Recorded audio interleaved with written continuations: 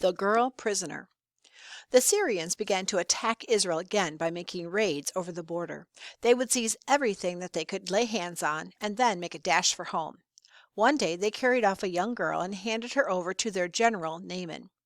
Naaman was a fine soldier, popular with all his men and highly thought of by the king of Syria. He had won important victories against Israel. The little Israelite girl looked strong and healthy, and Naaman decided to take her home as a present for his wife.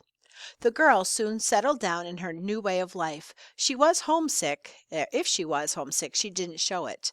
She knew that compared with most slaves, she was lucky. She had a kind mistress and a good home. One day her mistress began talking to her sadly. "Do you know that your master is ill?" she asked her. "He suffers from a terrible skin disease that cannot be cured. He can only get worse."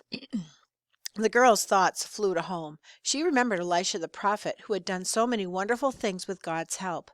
"If only we were in Israel," she exclaimed. "My master could go to the prophet. He would cure him."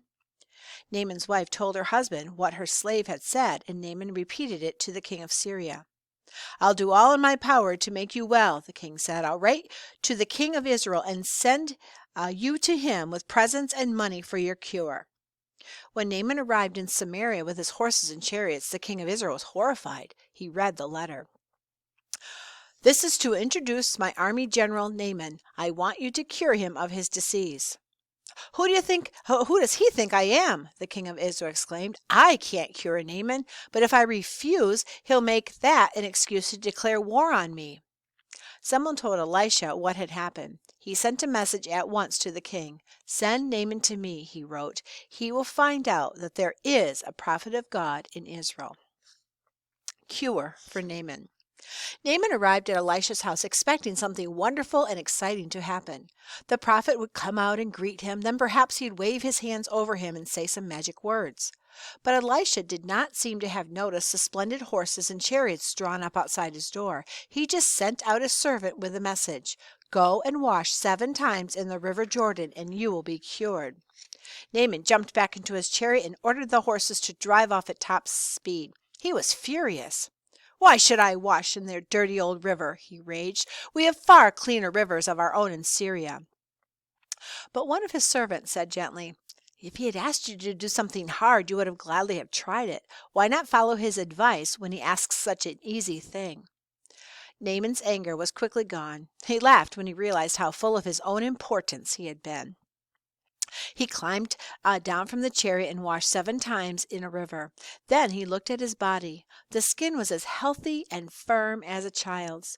A great flood of joy swept over Naaman.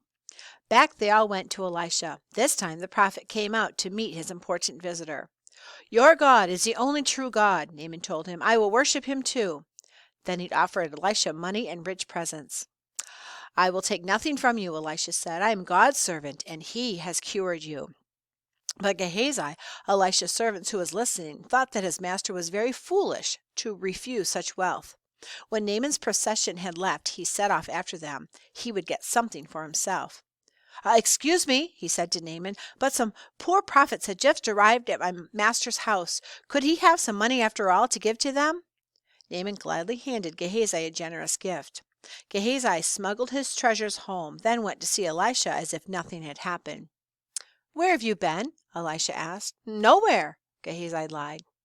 "Gehazi," Elisha said sternly, "I know everything that you have done. I know all about your greed and your lies.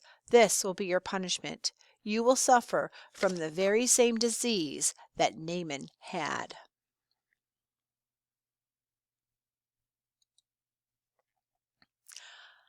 Eyes to see. Once more Syria and Israel were at war, but things kept going wrong for the king of Syria. Someone kept telling the king of Israel his most secret plans. "There must be a spy in the palace," he grumbled. "We are all loyal to you," his officers assured him. "It is the prophet Elisha who tells his king everything that's going on." "Then send the army to seize Elisha," the king ordered. A strong Syrian force was dispatched to Dothan, where Elisha was living. When Elisha's servant went to fetch water the next morning, he was horrified. The whole town was surrounded by enemy soldiers. He ran to Elisha with the bad news. "Whatever shall we do?" he asked in panic. "Don't be afraid," Elisha said.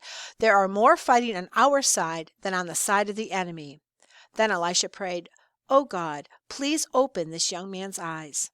When the servant looked up again, he saw that the hillside all around was covered with horses and chariots of fire. God's angels were protecting Elisha and his servant too. When the Syrians closed in to attack, Elisha prayed again, "Oh God, please close these men's eyes." The Syrian soldiers suddenly found that they could not see. Elisha went forward and offered to lead them. He took them straight to the king of Israel. Only when they were safely inside Samaria did Elisha ask God to give the Syrians back their sight. The king of Israel was delighted. Now he had his enemy at his mercy. "Shall I kill them all?" he asked Elisha excitedly. "Certainly not," Elisha said. "Give them a meal and send them home." How surprised the terrified soldiers were to be treated to a royal feast by their enemies.